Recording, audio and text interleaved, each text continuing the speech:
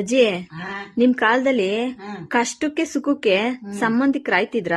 ಆತಿದ್ರು ಕಣ. ಕಷ್ಟ ನಿನ್ ಅಕ್ಕ ತಂಗಿದಿರಿಗೆ ಅಣ್ಣ ತಮ್ಮದಿರಿಗೆ ಕಷ್ಟ ಬಂದ್ರೆ ಅಯ್ಯೋ ಏನ್ ಕಷ್ಟ ಆಗವ್ರು ಅಂತ ಹೋಗಿವು, ನೋಡಿದ್ರೆ ಏನ್ ಮಾಡಿವು, ಏನೋ ಅವಳ ಪರಿಸ್ಥಿತಿ ಹೇಳಿದ್ರೆ ನಾವು ಆದಷ್ಟು ಸಹಕಾರ ಕೊಡಿವು.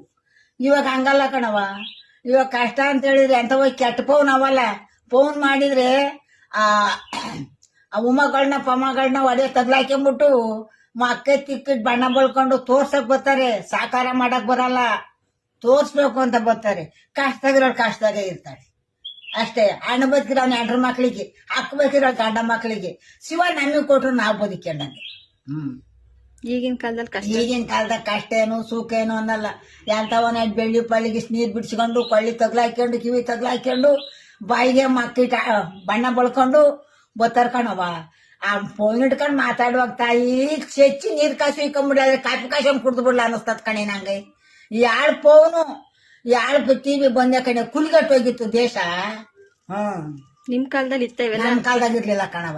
ನಮ್ ಕಾಲದಾಗ ಏನಿದ್ರು ನಾಜೋಕಾದ್ ಬಟ್ಟೆ ಇಕ್ಕೊಂಡು ಕೆಲಸ ಮಾಡ್ಕೊಂಡು ಅನ್ನ ತಿಂದಿವು. ಇವಾಗ ಹಂಗಲ್ಲ ಕಣವ. ಗ್ಯಾಸ್ ಬಂದ್ಬಿಟ್ಟದಲ್ಲ ಅಡಿಗೆ ಮಾಡಕ್ಕೆ, ಚರ್ನಿಸ್ತಾರೆ, ಬಂದ್ ಟಿವಿ ಕೂಕಂತಾರೆ, ಟಿವಿ ನೋಡ್ಕೊಂಡು.